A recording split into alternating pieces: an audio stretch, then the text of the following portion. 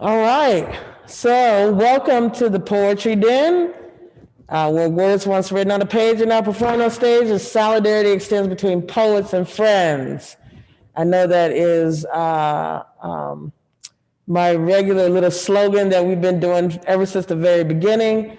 However, we're not doing this Poetry Den on stage anymore, but we are actually doing it live on Facebook and through the website. So, welcome to everyone that is watching and is here with us this evening. And actually, welcome to 2021. Hopefully, it has brought some relief to some of us and maybe some challenges to others. But I know for myself, I'm hopeful and excited for 2021 and placing my bets on hope. So again, glad you're here. Glad you made it to 2021.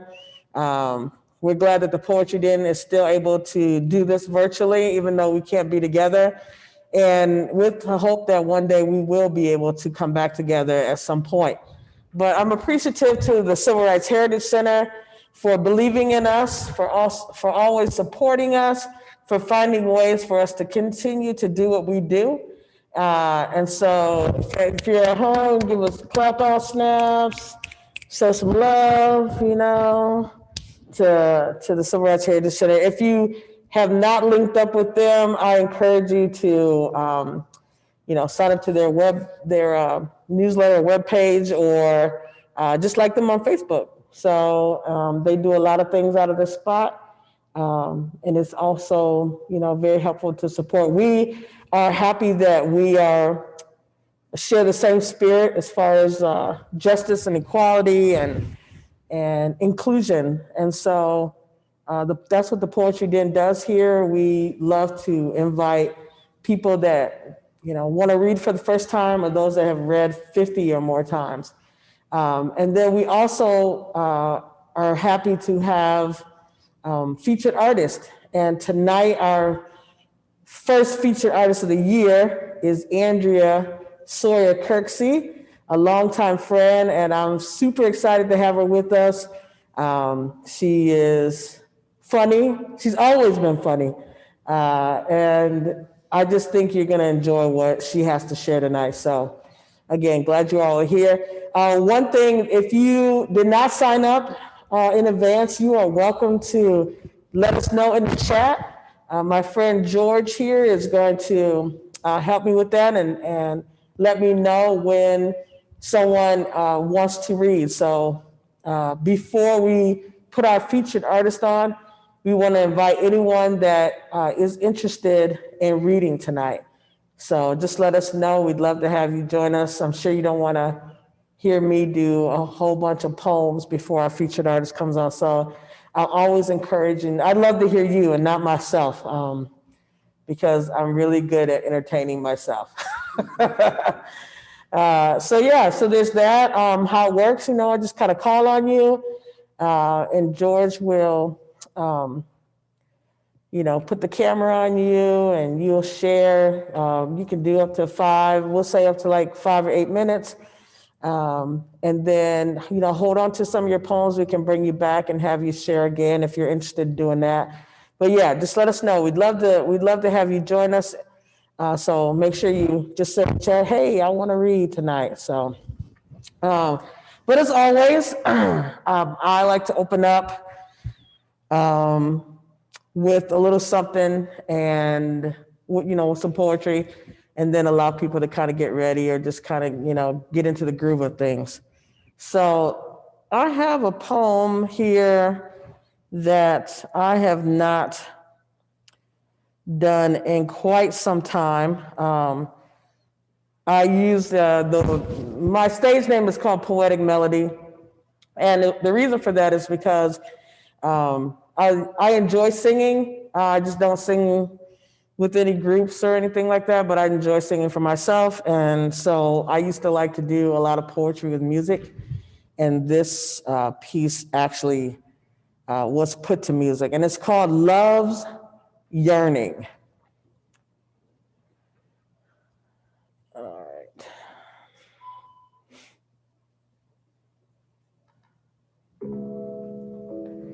Love's yearning, love's hungry, love's thirsty, soul searching to be true.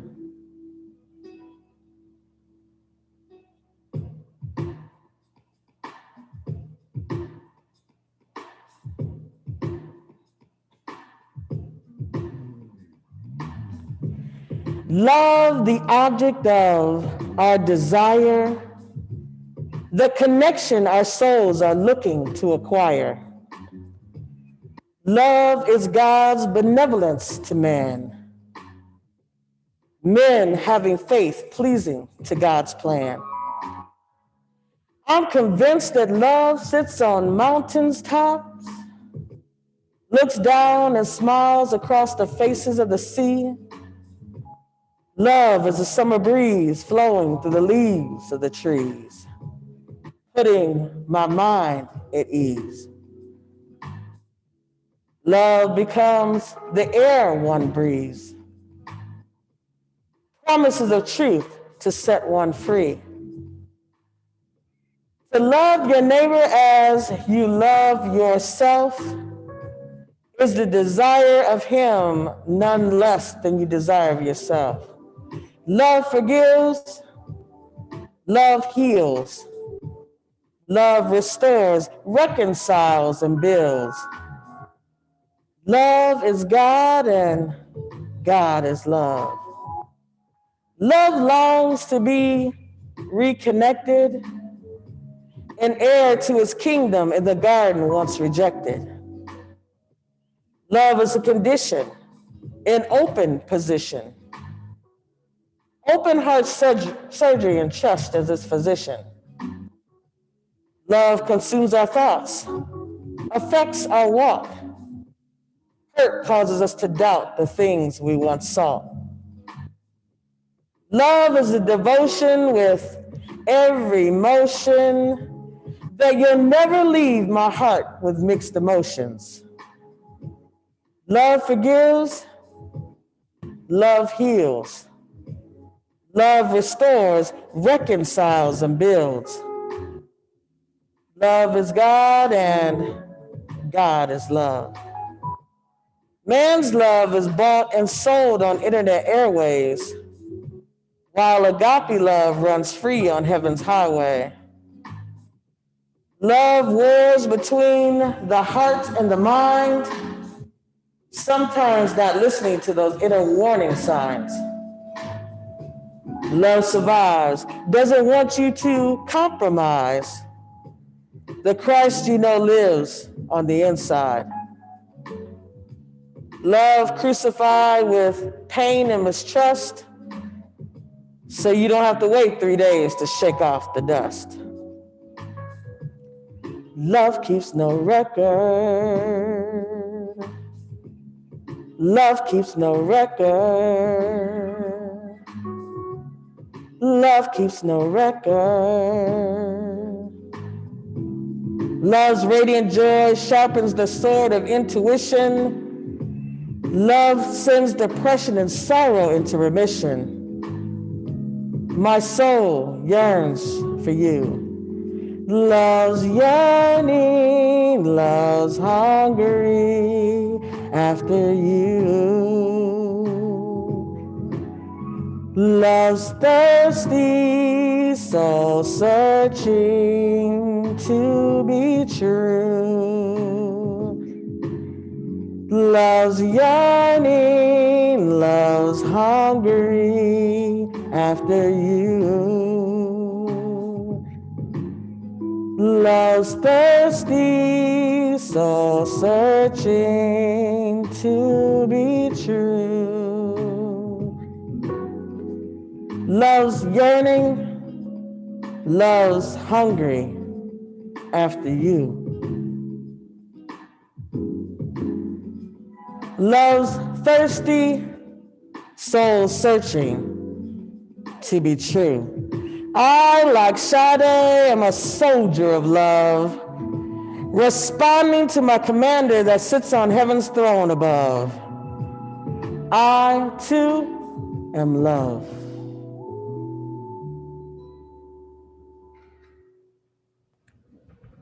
All right. Haven't done that in such a long time. Appreciate, again, all of my listeners out there.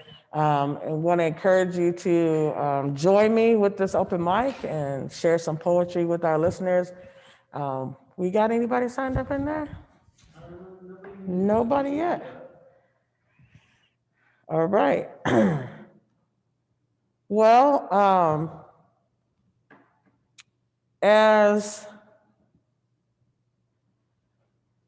some of us, maybe those of us out there that have not had the opportunity to do yet, but during this time, I wrote something towards the end of the year, and I again like to, when I write a lot about things that are happening either with myself or things that are happening in my community, in this world.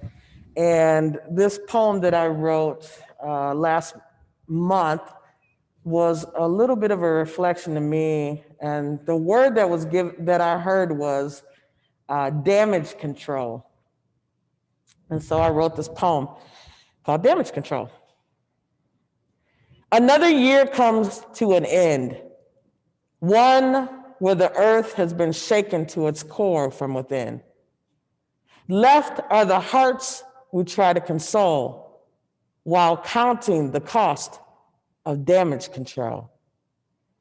Tears we no longer know how to dry. Voices yell in the street, an eye for an eye. Wasting time recounting the votes, a failed test from 4 years of bad notes. Hear ye, a new year resolution. Better yet, a new mind revolution. Attention, please, I'd like to make a motion to right the rights from wrongs of selfish erosion. Remember when only washing your hands before dinner would suffice? Now washing your hands after everything becomes a regimen for life. Hands we no longer hold, counting the cost of damage control. Wear a mask, they ask, such a tedious task. As if you landed on earth for the first time, one small step for man, one giant step for mankind. Black and brown bodies at risk, COVID vaccine they resist, proclaim to keep them safe with a shot in the arm, or killed by those that serve and protect by wrongful invasion of their home. The pandemic from a panoramic view, eye of the storm as the media is faithful to review. Millions of loved ones this disease has stole, counting the cost of damage control. Shifting through year-end debris, looking for some hope, a little piece of my sanity. When the future has more maybes than goals, we count the cost of damage control. And that's that piece. To my listeners at home, you are welcome to snap, clap, write in the chat, whatever makes you happy. But I'm going to switch over to some of the people that are joining me. And Eva, would you like to? Yes. All right. How you doing, lady? Good. Good. I missed the last one, I believe, but I'm back. So. Yeah, we love it. Today I have 2 poems to share with you. They're kind of a new thing I'm working on, more specific character poems. The first one's called Bierda. Bierda suckled lotus flowers, her anthill breast resting against the thick Ohio mud. Eucalyptus leaves dangling from in between her milk chocolate braids, wide jade green eyes like the beacon upon a lighthouse, calling her home to him. And so she spent her nights walking, plodding along in the damp night, only sleeping as soon as searing day swooped in like a vulture to pick her thinning bones and dry her graying tongue again. She was hoping to one day find the man who had held her hand as she pushed and pushed until she bled on the verge of leaving her new son motherless. But it was her son who died, and the man she loved had left in search of a future he would not find, and her breast dried like chili peppers left in the sun. All Bearda had now was the monotony of walking underneath the prickly cactus moon, watching the stars kneel to it, twinkling and trembling in terror. And the second one I have is called Wilma. It's also a character poem, kind of similar. Wilma wept, her arms and legs outstretched across the wide wicker arms of her front porch swinging and screeching for hours on end because it made her feel in control, like when she would see a plump stink bug stinking a path across her pale linoleum floor, and grab its torso with a damp paper towel, watch its legs squirm in the wind as she tossed it across the Kansas skyline in triumph. Or when her ex, the drunk one, showed up at her doorstep last spring, 2:28 a.m., hammered and stammering on about laying her body down and showing her a good time. She had no choice but to shorten his time. Tired of his shit, she pushed a steak knife through his tough, tufted core and dragged him out by the ditch, watch him sink into the slimy ditch debris. But now Wilma wept her days back and forth on her decaying front porch, her stomach protruding massively into the rancid homestead air. She was waiting for a loss that she knew was sure to come. All right. Well, it's just those two? You have another one you're going to share? Or? No, just those two.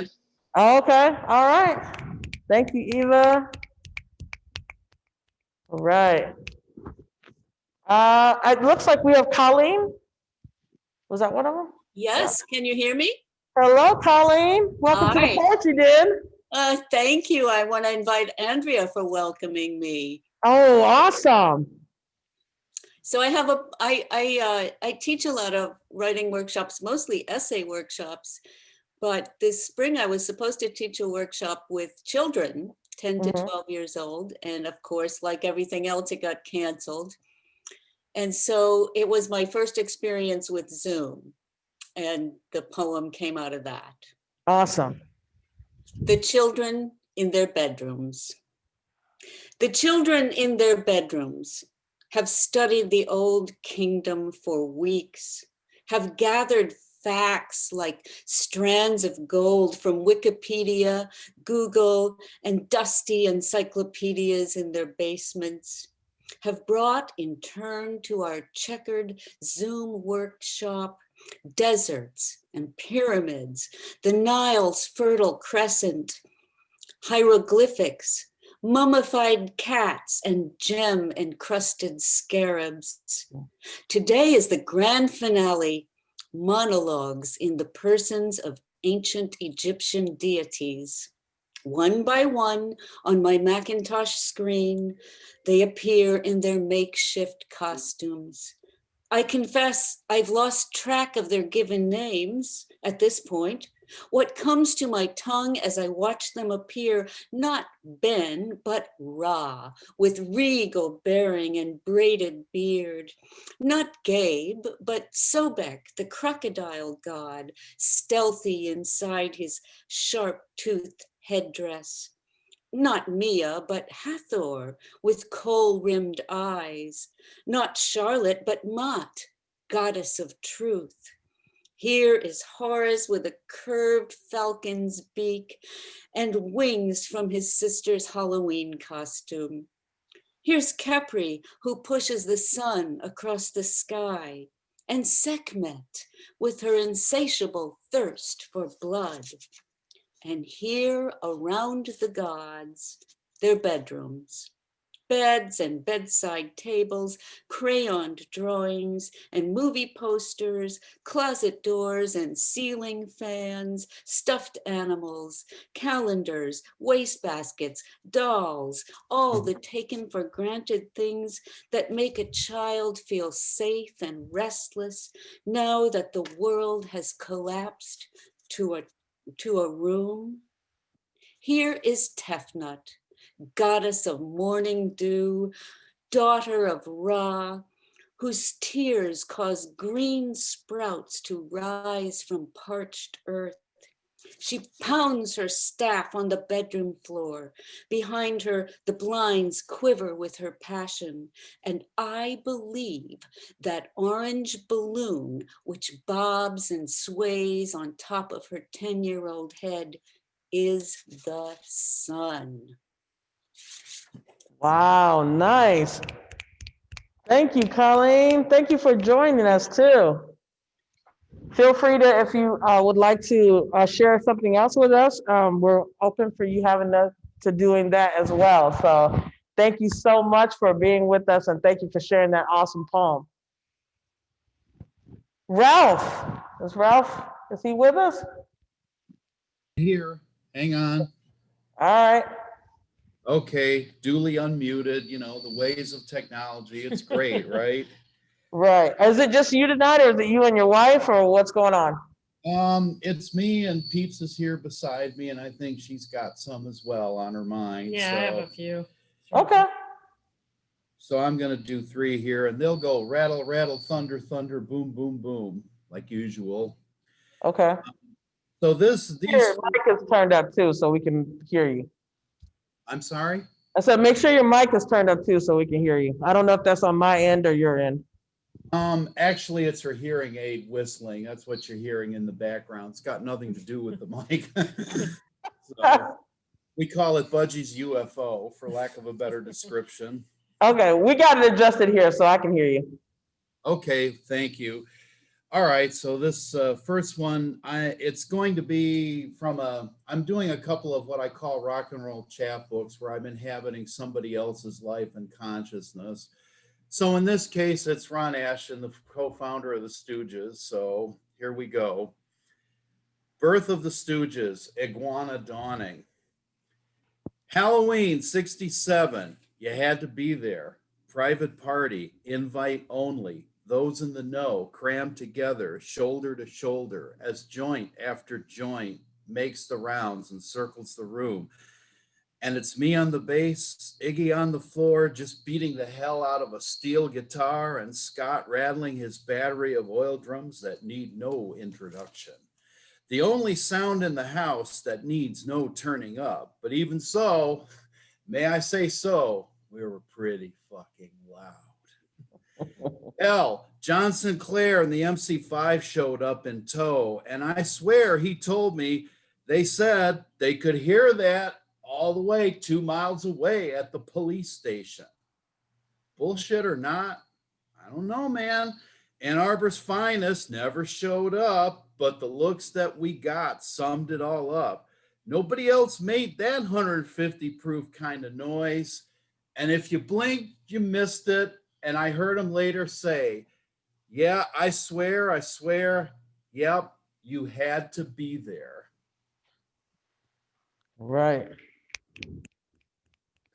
Okay, and now we'll switch gears to the life of Screaming Lord Sutch, who holds a special place in my heart. He has the record for the most failed political campaigns of any insurgent candidate. He ran 41 different one of them during his lifetime. But there was much more to the man than that. And this is taken right from the bio on him. And I was trying to imagine what it was like to be in his place at this particular moment in his life as an 18-year-old young man in England. And they're asking, what are you going to do with your life, son? So one idea they had they took them to the factory, and this is what happened. So this is called Factory Tour. If I had a pound or a pence for every time they asked, David, what do you want to be when you grow up? I already knew this much. I didn't want a proper job. Right before I left school, I'd made up my mind, actually. I was just shy of 18 then, I think. Our school sent us off to some greasy, grimy, creasy, crunchy, slippery, slimy old factory. Somewhere up in North London, I think. How'd it go? They had us all lined up on the main floor. The minute we stopped blinking and squinting in the darkness, the foreman laid it right on us, right from the get-go. This is where you'll be. He gestured. You'll start at £3 a week. I saw them standing row after row after row of men next to all these gleaming polished machines, staring straight ahead, not saying a damn word. I couldn't believe what I'd heard next. It's a good place to be, the foreman said. You get a pension after 40 years. I looked up from the floor and back again at these men, still staring straight ahead, still standing there without a word. They wanted to buy my life for a few quid. I'd only have to spend 40 years in this blank spot right here, in the depths of this deep, dark black hole. I didn't even bother raising my hand. Stuff it, I said. Stuff the pension, stuff your £3, stuff the foreman, stuff the job. And then I walked out. Now, who knew what the future held, but I didn't see my destiny unfolding on some loud gray concrete factory floor. And thank God I didn't leave it behind on some factory tour. Back in the days when we could spend 40 years at the same job. So there's some anti-nostalgia for you. Yeah. Right. Okay, and this one, it's called Dear John. I actually did this once back in the day of the expression session, and everybody looked at me like a frog on a log. I thought, yeah, put that one back away, but it never left me. We've all had those experiences, right? Exactly. Is this our greatest masterpiece? And everybody, yeah, they just sit there and go, well, maybe I guess it's not. But like a lot of them, this is based on a true story. So this is a letter to the powers that be that they probably don't want me to send. The names were left out because, well, it's a small town and they might come looking for me. And that can be a real drag when that happens. Nowhere to hide, you know, South Bend's a bit bigger. There's plenty of room there to hide, but not in St. Joe, unfortunately. They know who I am. That's the problem. So this is called Dear John.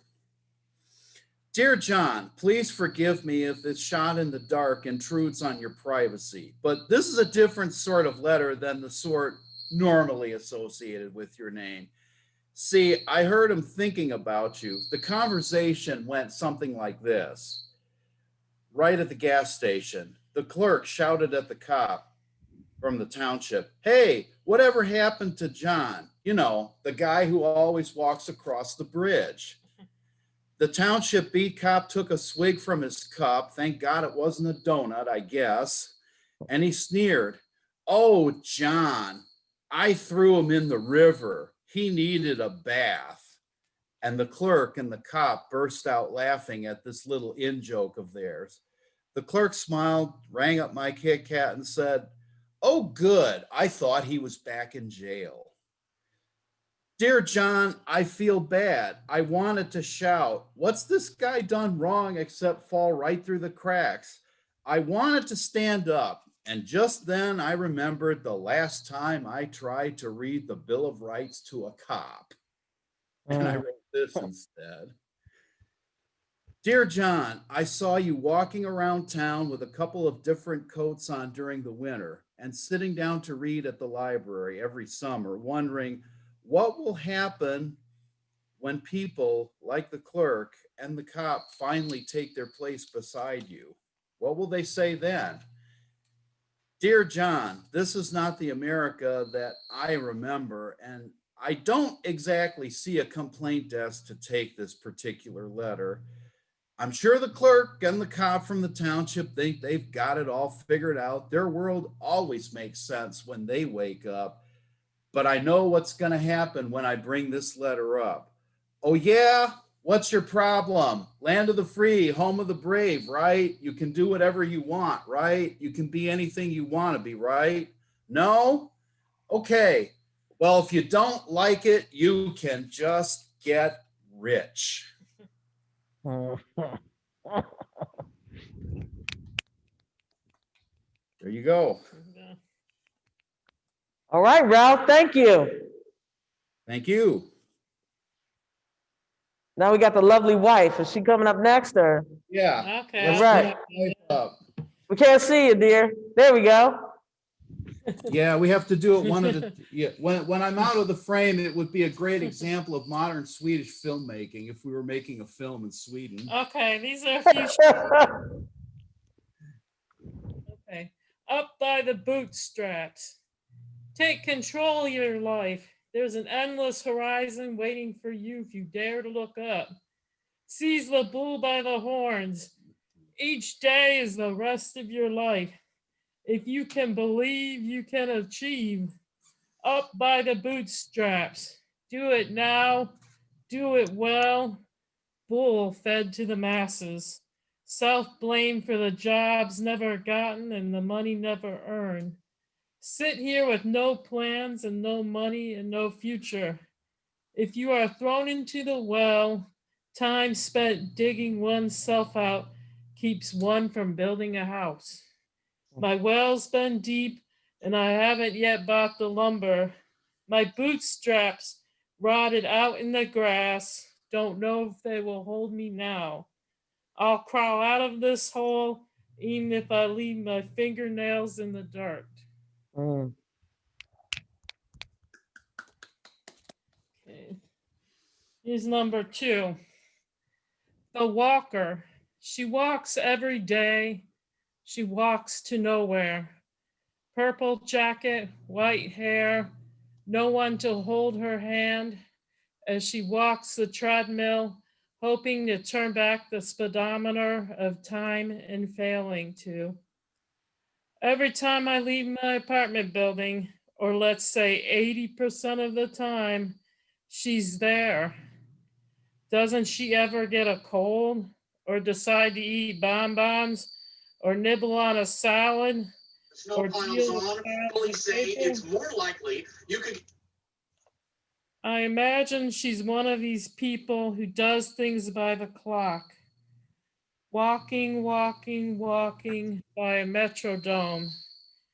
A music teacher demanding the steps. Okay, that's number 2. So.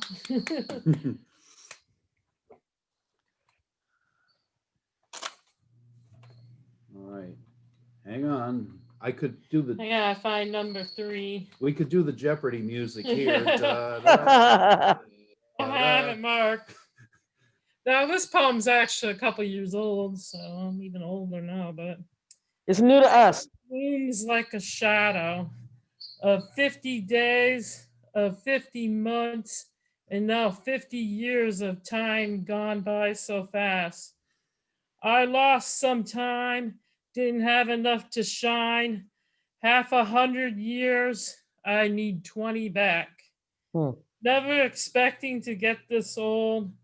I don't want to get a short hair perm or wear sneakers or spend all my time talking about grandchildren who don't exist. I was old before my time, and now I feel too young to be 50.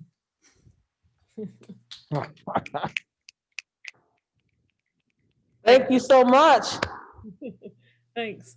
All right, so I just want to remind everyone that if you'd like to share with us this evening before our feature comes up, please let George know in the chat. Just put in the chat that you're interested in performing or sharing with us tonight, and we want to make sure that you get heard by us. So I saw my friend Jake there. I'm hoping that he's got something that he would like to share. In the meantime, I will share a few more with you.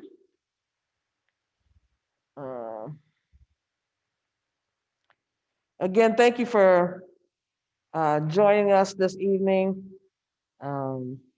We're excited to have you with us. We're excited to be able to still be doing the Poetry Den. And so, yeah.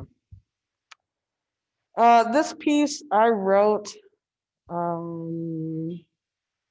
back in September, a couple of years ago. And I was actually talking to my son about music. We both love music. And I was saying that like when I'm at home, I rarely play music loud because I'm always like concerned whether I can hear things around me, you know, like if there's somebody at the door or the phone is ringing or something like that. But in my car, I actually love to play my music loud. So the poem is titled, I Play My Music Loud. I play my music loud because growing up with American Bandstand wasn't enough. And Soul Train on a Saturday afternoon was a must. I might be showing my age right there. I play my music loud because privilege has a way of casting a cloud, making me feel that being Black is not enough reason for me being proud. I play my music loud as bass and drum unite and the people chant, the roof is on fire. And ain't nobody trying to put it out. I play my music loud as I sway to those that paved the way. Marvin Gaye, Whitney, MJ, Luther Vandross, Aretha Franklin, Prince, Tina Turner, Tupac, and Stevie Wonder. I play my music loud and code switch, looking to scratch my silky soul itch. Windows down, don't care about the voltage. I play my music loud as a DJ, and the floor is guaranteed to wobble at that cha-cha slide and Cupid shuffle. I play my music loud, hands in the air, singing, we the best music. That's for you, Andrea. And I don't care. I play my music loud. That's that piece. That was fun to write, actually. I'm gonna be random and go all over the place, but I have another piece here. It's called Forever Love. Again, if you're out there, join me. Tell us in the chat, we'll get you on. How long is my forever love, said my forever love? How long will we endeavor that which we long to discover? How long will we wake to a dawn of imperfect perfection, overlooking our differences while attempting to remain honest? We experience a love language. I speak Spanish, you speak French, but we only hear Italian. Refusing to understand gives our love a disadvantage.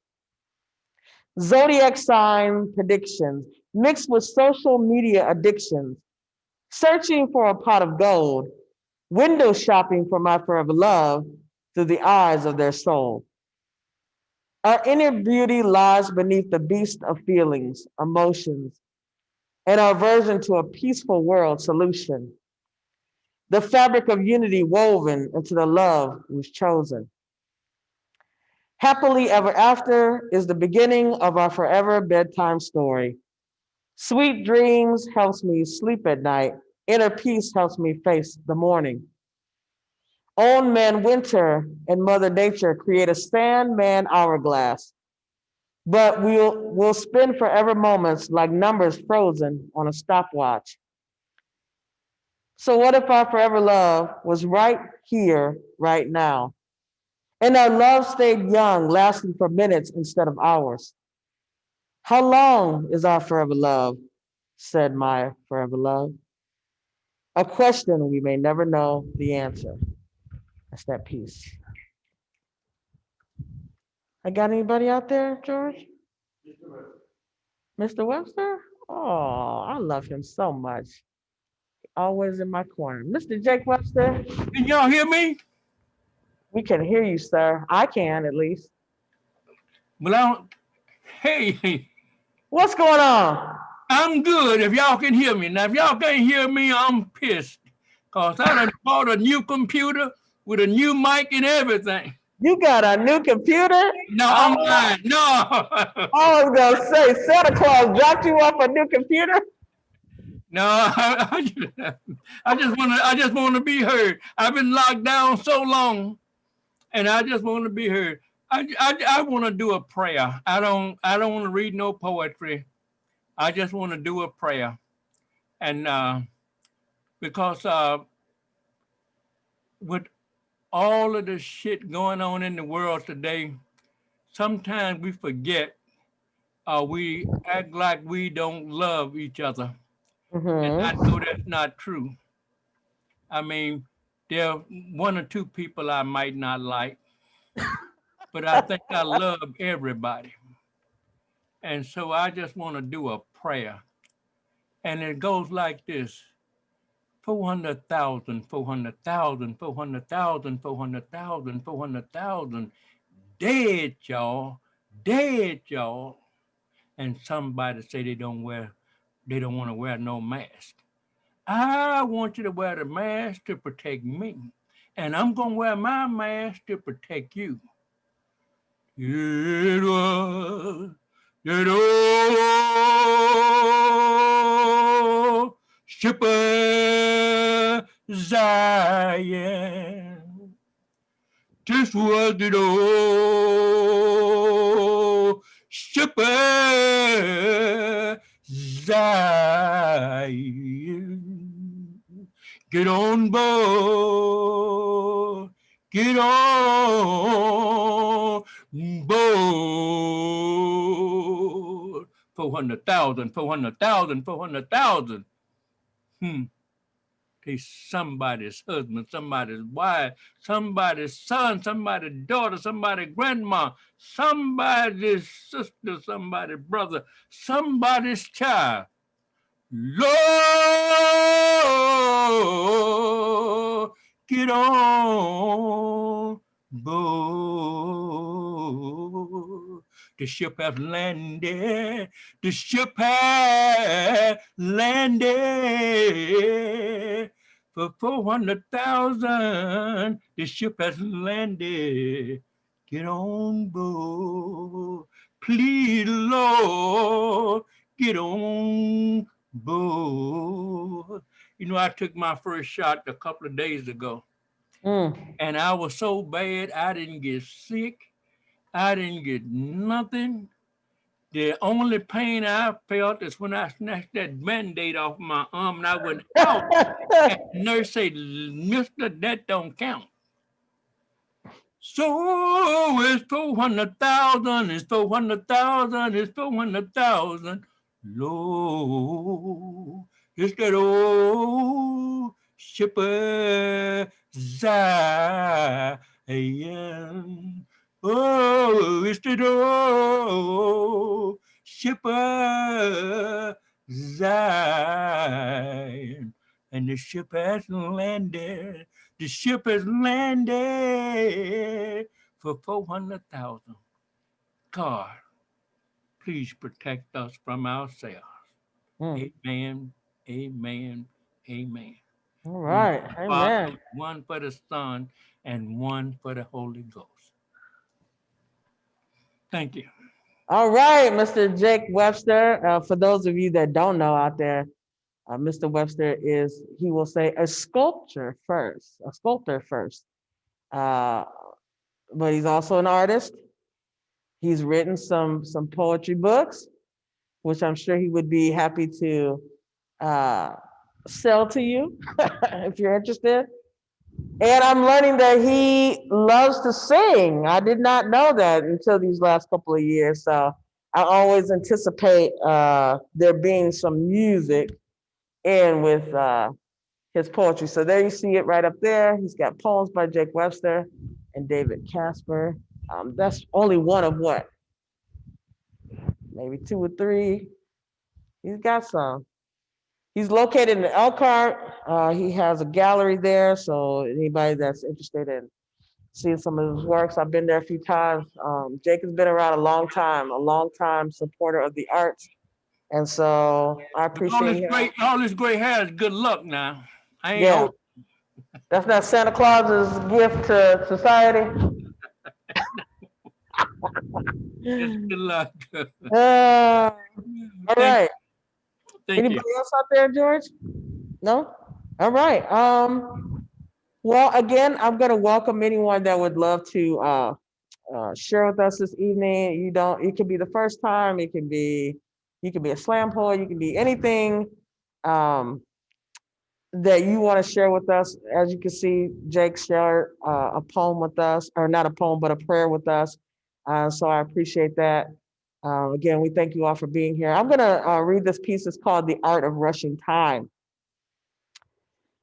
They say time waits for no one, but will it wait for me? Time places no hands on the clock. For eternity, no man has lived to see.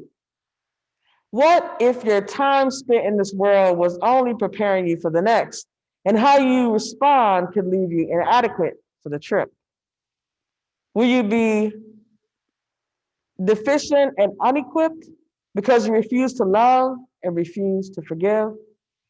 A master of time and a slave to the wait. Time is too long to grieve and fear too hard to marinate. With no time to lose and your true purpose to gain, time does not wait for you to love, time waits for hate to eradicate. With every hurried moment, a shovel throws dirt to the wind, 2 feet, 4 feet, 6 feet deep. And you will lie quietly. Finally, from dust you were formed, to dust you will return officially. Ask me to calm the wind or stop the rain, to pray for those encumbered with pain. But don't ask me to rush time and fast forward. DVR when you can't live in the moment. Time rises, time falls. Time seems to stand still and time absorbs. Time buys and time flies. Time says hello and then time says goodbye. Time is everything we know and everything we know not of. Time will tell time in minutes and quarters. Time will add up for richer or for poor. How we spend time is the wealth of the soul. There's no real art to rushing time, just poetic melodies told. That's that piece. Okay, so if we don't have anyone else out there that would like to share with us, what I propose to do is not delay our featured artist any longer. I am super hyped about having Andrea with us. Andrea and I go way back. I'm gonna be good. I'm not gonna be bad, Andrea. I'm gonna be good. I appreciate that. But yeah, we go way back, and I can't count the number of laughs, the number of well-spent fellowship time together. And so I'm totally excited that I've heard some of her pieces and said, what about the Poetry Den? Even though she's been to the Poetry Den way back when we were at Merriman's Playhouse. And but yeah, so I'm super excited that she accepted this invitation, especially for the new year. And so I asked her to share a little bit of her bio, which I will share with you right now. Andrea Sawyer-Kirksey has over 30 years of experience as an educator, justice advocate, and program development professional. She's an avid storyteller and a sought-after speaker for the topics of anti-racism, cultural humility, diversity, equality, and inclusion. Her work centers on developing people of color-centered programming that produces passionate,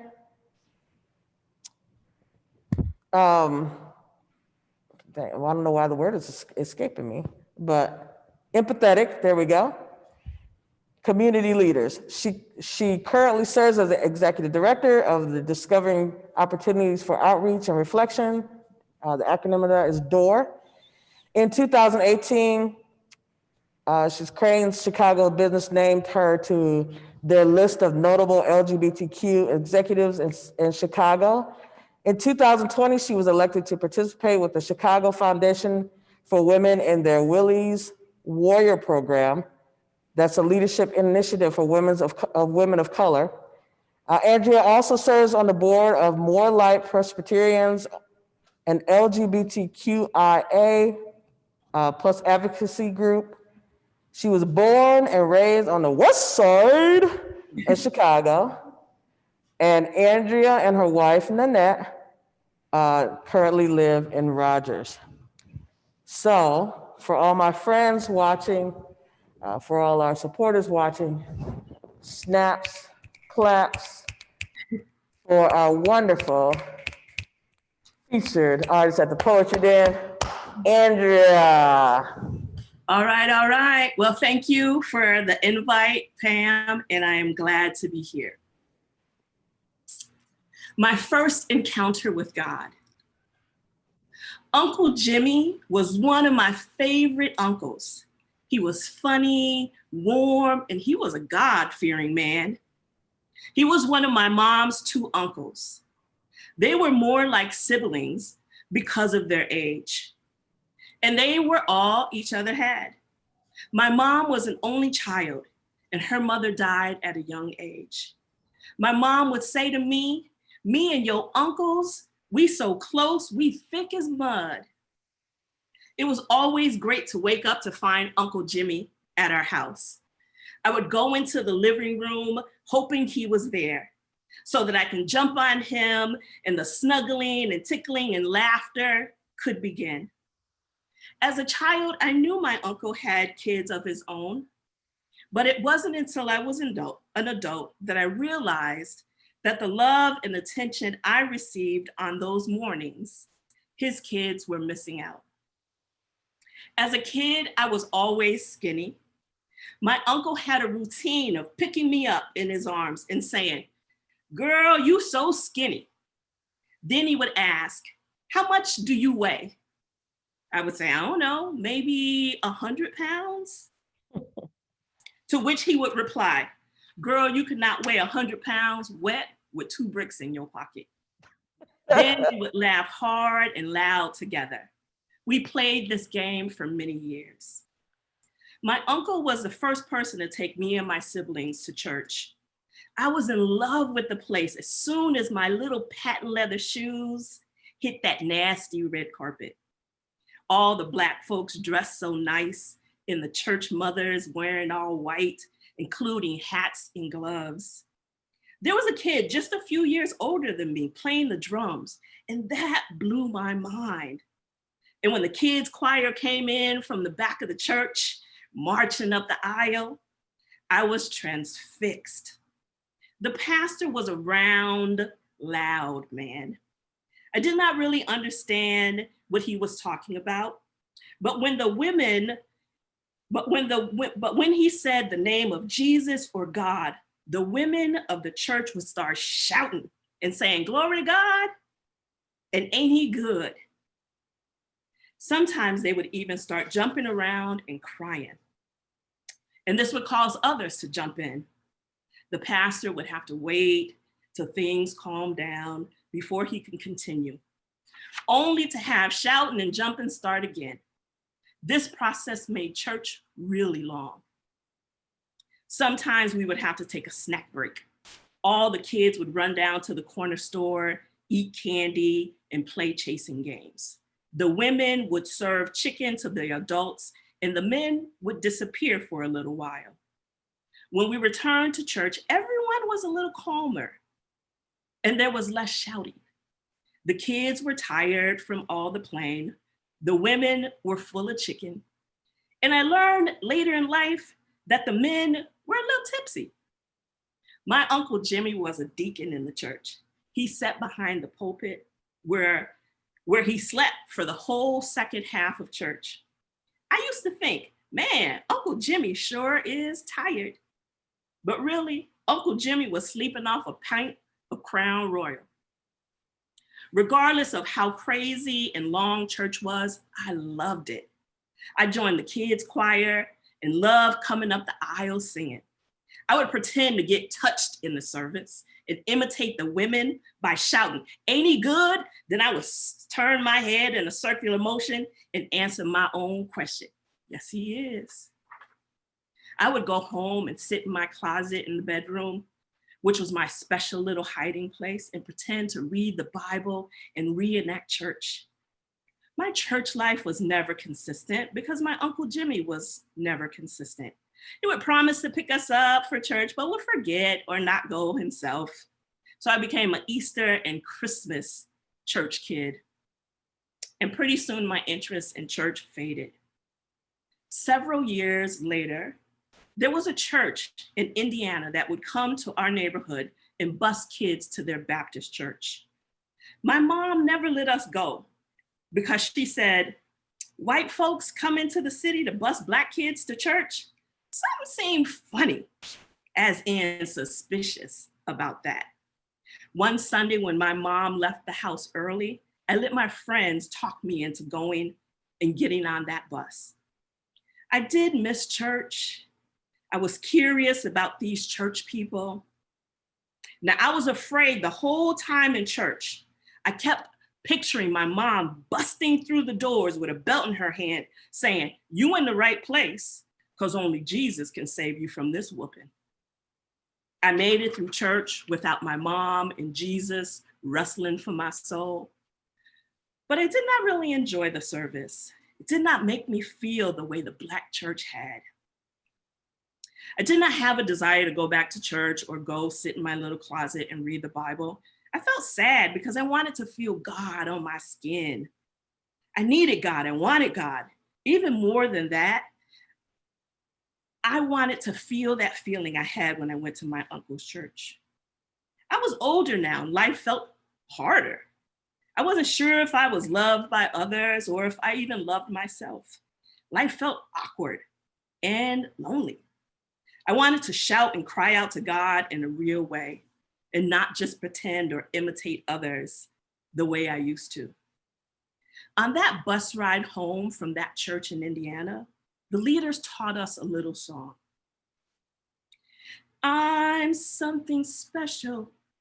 I'm the only one of my kind.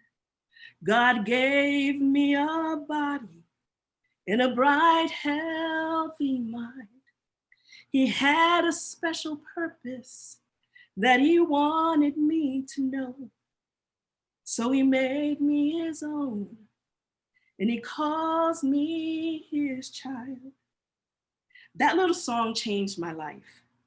On the bus, I felt overwhelmed by the words of the song.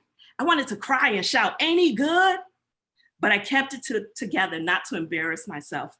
I was not with a shouting crowd. When the bus dropped me off, I hugged the church leader and asked her to pray that my mom would not find out that I went to church with them and kill me. That night, I went into my little closet, curled up in the corner, sang the songs, and cried for hours. That song, that moment, the tears, the joy, the comfort, all helped me realize that I was experiencing God in a real way for the very first time. My faith journey had begun. It was in that moment that I realized, even if I never stepped foot in a church again, I would forever be connected to God because I was created by God and truly loved by her.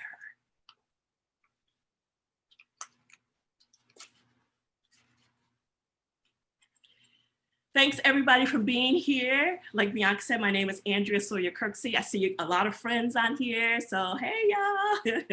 Colleen, who read a piece, and she talked about teaching and leading writing classes. I was in her class, and so she has heard some of these, she's inspired some of these, so I'm grateful for her being here. I am from Chicago, so I just want to share where I'm from. I am from high rises, high hopes, and high expectations. I am from grandmas and mamas who held down the high rises that held in captivity those living in poverty and low self-esteem. I am from sunny Saturday afternoons where you can find 77 different types of people from 77 different neighborhoods. gathering at Lake Michigan, wading and diving, grilling and chilling, and existing together.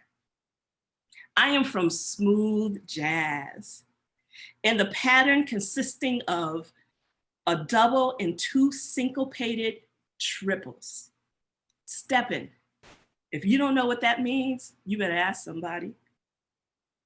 I am from a place where people proclaim West Side with pride and deep roots.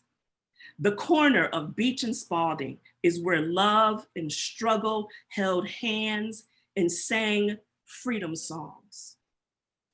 I am from the land that white flight left behind to be loved and nurtured and developed by Black beauty and brown excellence. I am from hating to wash dishes, but loving to eat.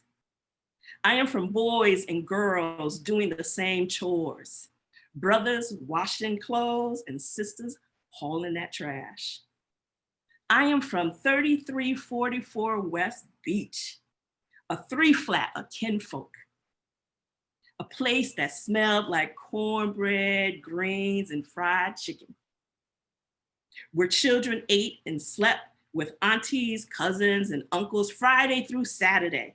But Sunday, you found your way home, and it was baths, hair braiding, school clothes laid out, and sleep in your own bed.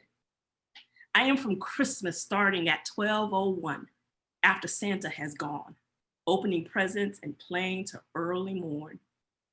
I am the silk shirt my Aunt Fanny brought me back from France. And that ugly dress that looked like curtains, but felt like a royal garb on the slender body of a 7-year-old me. I am from china cabinets that you should throw your body under as a sacrifice if it should ever tip and fall. I am Miss Marie, the cookie jar that still remains in the family without cracks or scratches or blemish, because she is the essence of our childhood, and to damage her would be to erase the sounds of hopscotch, double dutch, kick the can, and hide and go seek.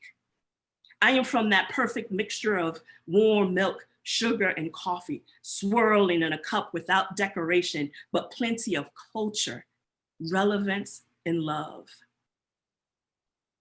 I am from flags raised high, the flag of pride for your sexuality, your country, your culture, your purpose, your pain, your hope, your fears. I am from the city of parking lots with trash and cucumbers and dandelions, beautiful parks and loud music. I am from bad politics and racist systems and freedom movements, Black Panthers, the Latin Kings, and the White Lords. I am from a place that is beautifully complicated.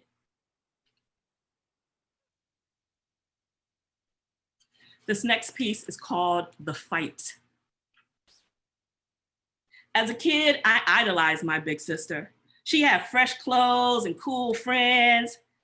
Her mind was she spoke her mind, and she was not afraid of anything or anybody. We had a 4-year age difference, just enough for me to be the most annoying little sister ever. Everything she did, I wanted to do. Everywhere she went, I wanted to go. This did not go over well with her. For one, I was a big snitch and would tell everything I knew to anyone who would listen.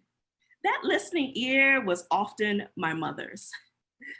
So my sister forbade me from being anywhere near her and her friends. One day they were going on about their business in the neighborhood, and I followed them like a Russian spy, hiding behind bushes, weaving in and out of parked cars, hiding in the shadows. Suddenly, my sister and her friends were confronted by some bullies, and a good old-fashioned street fight started. There was name calling, somebody grabbed somebody else's shirt, and suddenly fists were flying, tears and screams.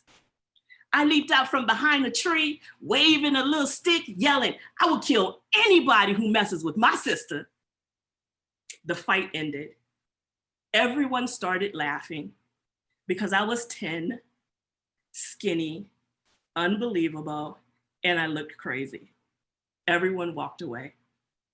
My sister and her friends were about to take off in a direction that was not towards home. I asked my sister, "Can I hang with y'all?" "Look down your shirt.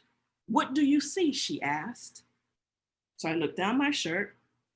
"Nothing," I replied. "When you see something, you can hang with us." "Do you mean boobs?" She said, "You're a boob." My sister's on here, so hope that brings up some good memories. This next piece. "Do you forgive him?" "Do you forgive him?" my mother asked as my older brother stood in front of me, still holding the hairbrush he hit me with. "No," I said, "he doesn't deserve my forgiveness. It's too soon. My arm still hurts. Sometimes it takes a long time for the pain to go away." And my old neighborhood was a corner store owned by Mr. Lee, a tall, slender Chinese man. As kids, we had no idea what it meant to be Chinese. We would ask, "Mr. Lee, are you Black?" He would say, "I don't know. What do you think?" I would say, "I think you are because you're like part of our family." He would respond, "Well then, that's all that matters." On report card day, he gave out treats for both good and not so good grades, always filled with sugar and kindness. He had a little spiral notebook that he kept behind the counter. I would come into the store and say, "Mr. Lee, my mama needs eggs, milk, butter, and bread." He would say, "Well, then go get it." He would find my mom's name in the spiral notebook and he would write the total. No interest, no strings attached, no shame, just trust, one human to another. I already loved Mr. Lee, but when I was old enough to take in the miracle of his kindness, I loved him even more. I was bullied as a kid for being too skinny, too goody two shoes, basically to anything. One day when I was on my way to Mr. Lee's store, some kids came at me, calling me names, pushing me around. I could not fight back. They hurt me bad. I went into the store and took out my anger. There, I threw all the bread off the shelf. I swiped a whole roll of cans onto the floor. Then I grabbed a rack of potato chips and threw them to the ground. Mr. Lee's eyes were as large as saucers. I looked him right in the eye and said, "If you don't like it, too bad." Then I left. I wondered when Mr. Lee would tell my mom, but week after week, my mom came and went from the store and he never told. One day my mom said, "Come walk with me to the store." I had not seen Mr. Lee for over a month. As soon as we locked eyes, he said, "Hey, beautiful, how are you?" I said a shy and timid hello. Later that night, I said to my mom, "I need to run back to the store." I walked in and went straight to the back where I knew Mr. Lee kept the brooms. I put on an apron and began to sweep the store. I swept the whole store. Mr. Lee and I said no words. I swept the store while he closed out the register. I hung the apron back up on the hook and then walked out the door. Every day after that was like every day before: the bullies, the name calling, the thrown bread, the tossed cans, and the turned over rack of potato chips. Mr. Lee once told me that his family did not want him to have a store in our neighborhood because it was not safe. But he told me that we were family and that he would not abandon us. One night, Mr. Lee was closing up and some men came in, robbed him. They shot and killed him. The light in the corner store that always shined bright was gone. If I had been in the courtroom to face his murderers, I would have proclaimed, I do not forgive you. It has not been long enough. My arm and my heart still hurt. Wow. Wow, wow, wow. Man. This next piece is called I Flew Through the Clouds. It's 11 p.m. I'm standing on an L platform in Chicago. It's been a long day. My phone rings. It's my sister. She is breathing heavily, and I can hardly understand what she is trying to tell me. Finally, she takes a deep breath, which allows her to clearly say, I think mom is dying. Come quickly. Then she is gone. All that is left is a dial tone. I make my way to the hospital. My sister informs me that our mom was having trouble breathing and was brought to the hospital in an ambulance. Before I knew it, 2 weeks had passed, and my mother had now been on a ventilator and under heavy sedation for 14 days. We were told to begin gathering family together because things were not looking that great for mom's recovery. My siblings and I gathered to discuss the things you hope you never have to talk about, the what ifs. If she's taken off the ventilator and cannot breathe on her own, should we re-intubate her? This conversation lasted for 3 heart-wrenching days, but in the end, we were all in one accord. No extreme measures, not because that is what we wanted, but this is what our mom had communicated to us many times in the past. The day came when the doctor decided to remove my mom from the ventilator. All of her children and friends were there at the hospital. We filled the ICU room, and those who did not fit in this tiny room were standing in the family room waiting. Everyone was praying. On the count of 3, Susan, I need you to blow. This is what the doctor said to my mom. And then the intubation tube was out. We stood there watching for what would come next. And to our amazement, not only was my mom breathing on her own, but she was also talking. And her first words were, I want some grapes. No one moved.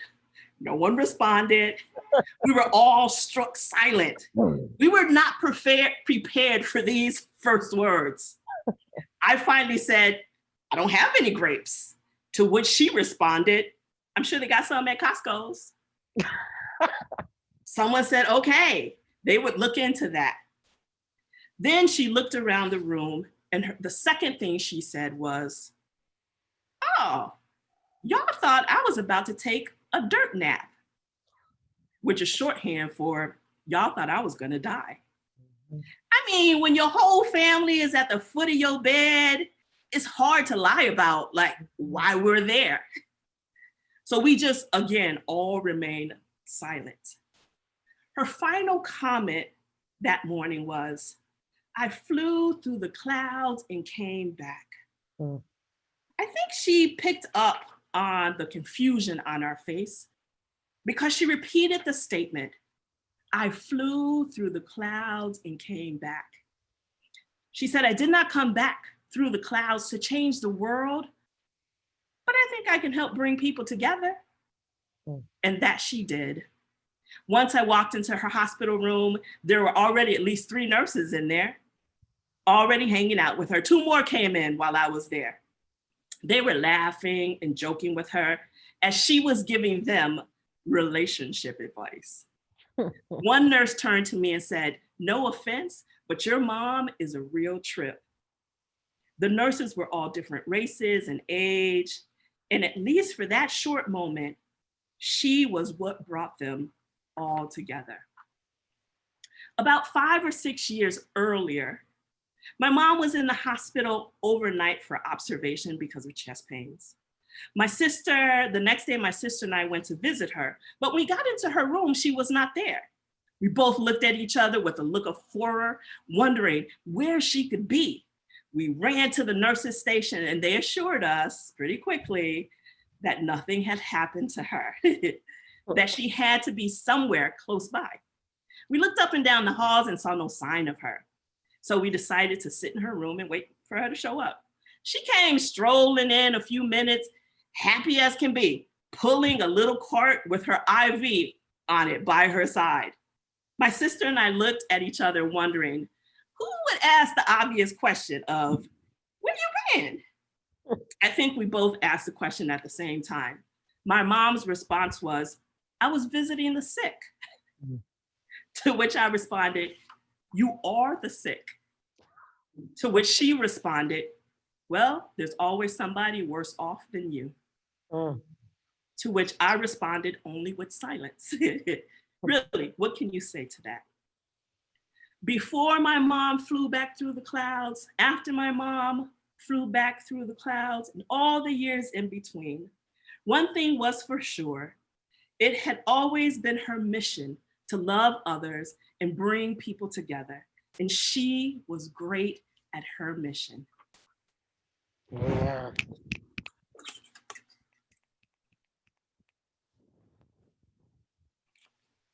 This next piece is your slip is showing. Your slip is showing. You have heard that phrase. It was the equivalent of hearing your underwear are showing. It meant you were exposed and did not know it. I grew up with a master teacher who just happened to be my mother.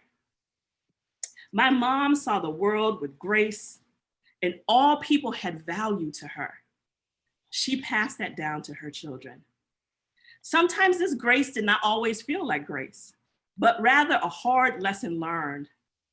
When I was about 9 years old and learning to ride my bike, I would ride down to the corner to practice making my turns. This was my daily ritual after school. Everyone knew they could find me there, either making that turn nicely or hitting the pole, and there would be a loud bang.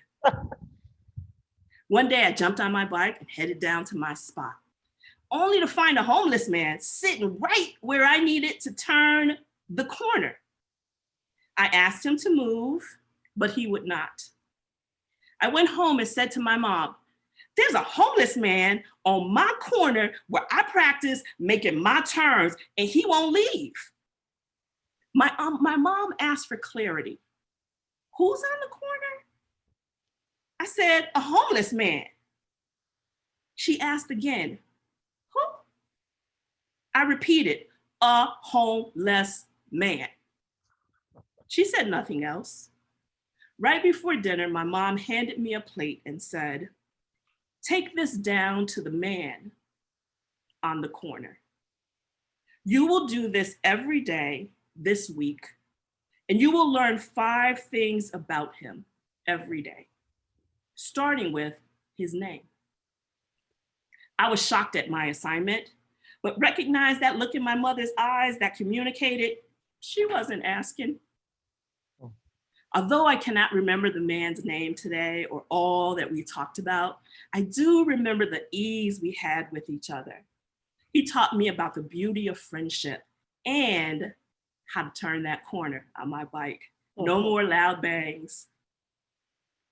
We moved from me taking plates of food to him on the corner, to him and I eating dinner on our front porch on warm summer days. My mother was a humanizer of all people. She believed that you should pull people off the backdrop of your preconceived ideas and let them walk freely in the truth of their own story. If you were not treating people like they had value, my mom would not just expose you, but she would also teach you. No one is their situation, she would say. No one is a single story. My mom would tell you your slip was showing, then give you the time needed to go into a private space and adjust.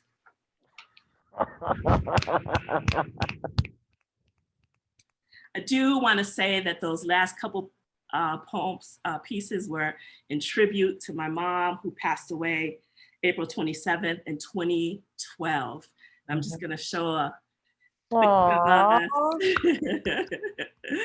and yeah, she is, those lessons, I could write a whole book, which is something that she wanted before she passed. So I hope doing these stories that she and the other ancestors are cutting up in heaven. The last piece I'm going to do is called Milk Crates. Elders sitting under a tree. Kids playing basketball. People moving things. People storing things. A step up, a step down. Some call them urban furniture, a place to meet and connect. The year I turned 40, I decided to lose my age in pounds. I was well over 200 pounds at the time, and all my numbers were heading in the wrong direction. Cholesterol, diabetes, high blood pressure, up, up, up. It was October when I began this journey with a June 10th deadline.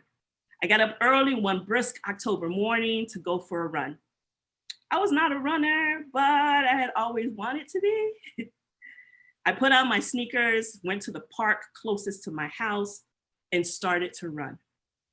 I was running down the sidewalk. I saw a group of older gentlemen sitting on plastic milk crates. As I got closer to the men sitting on the crates, I began to feel a little embarrassed of being out of shape. So I lowered my eyes and ran while looking at the ground.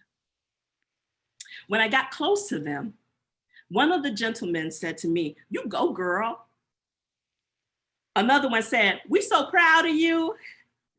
Suddenly, my shrinking shoulders and lower eyes were upright and filled with pride. When I got to the corner, I looked back to see the older men sitting on those crates, laughing and sharing stories. And it reminded me of summers down south in Tennessee. The grown folks sitting on milk crates around an old oak tree.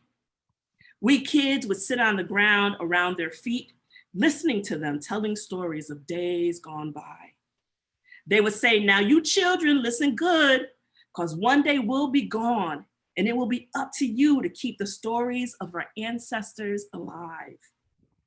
Those milk crates held the sounds and sights of Africa, the longing for the motherland, and the echoes of screams and fears of the Middle Passage. They held the stories of long, dark corridors, of caves that held the enslaved below, and the worship service of white Christian slave capturers above. Sitting on those crates is where my elders told one another stories, sometimes for the first time. One person would say to another, softly with tears in their eyes, "I did not know that you suffered that." Someone would hum, my, my, my. They would pull each other close, weeping and lamenting the secret shame of pain. They would share about the ills of Jim Crow, the dark shadows that crept past their windows at night, and the realities of when free ain't free. There were stories of joy, the birth of babies, the finding of love and marriage, and those who made it past the crick to a new life. There were memories shared of Uncle so-and-so with the big head and buck teeth, cousin somebody who had no rhythm. Sometimes they would point at one of us kids and say, "You ain't got no rhythm either, but at least you come by it honestly." We would all laugh. On those crates, spirituals were sung into the tree trunk, down into the soil, and then back up to the ancestors. That October and November, I was back in the park running. My cheerleaders were there sitting on crates every morning, commenting on my progress. When the winter and spring took me inside to the gym, I didn't see them, but when the warmer weather returned, I was back out in the park, and so were the men. In early June, I stopped to chat with them, and one of them invited me to pull up a crate. I told them I was almost at my goal of losing 40 pounds by my birthday. They applauded my efforts. Then they began to tell me their stories about how hard it was to be a Black man in America. They were all men who had served their country and still felt invisible. They told me about the women that they had loved and the ones that they had hurt. They shared about their children and their grandchildren and the dreams they had for them. That day, they became my elders as I sat on that milk crate listening to their stories. I realized, I knew that it would be my responsibility to remember, to share, and to keep them and their stories alive.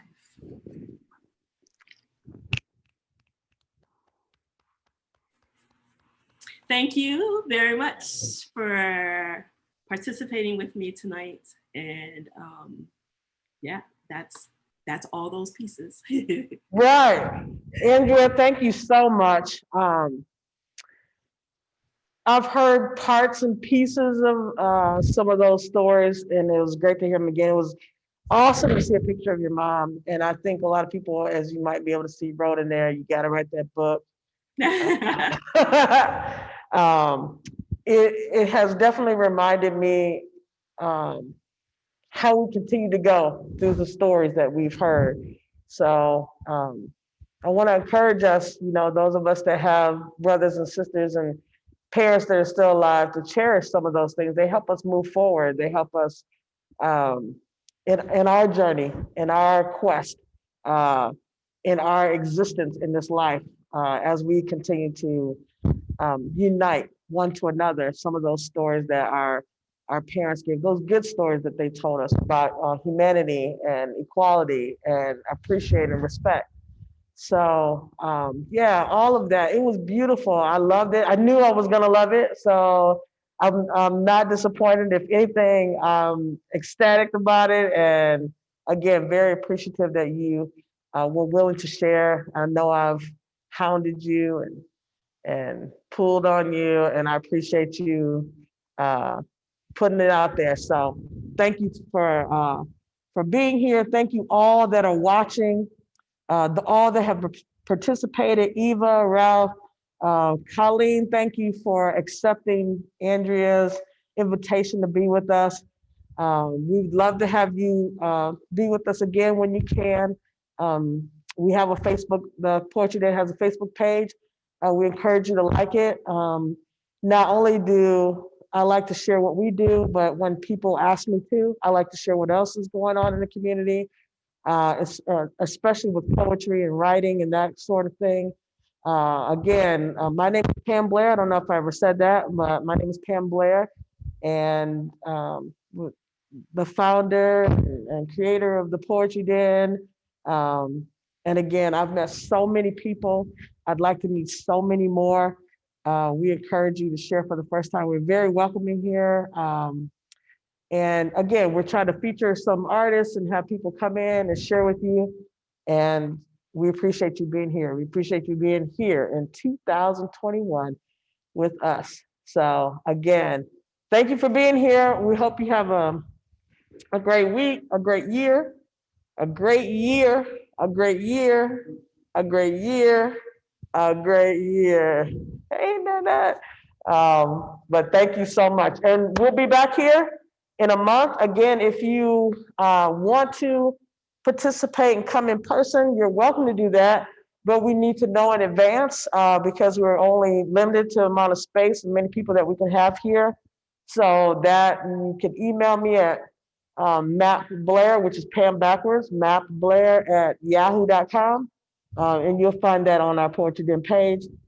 And if you want to be here and perform, you are more than welcome to be here and perform, or you can sign up when we show up, and we'll get you on. So again, thank you so much. Many blessings, much love. Thank you to the teaching collective that's out there. Woo! Appreciate. I saw some of y'all on here. Thank you so much. But good night, and thank you again.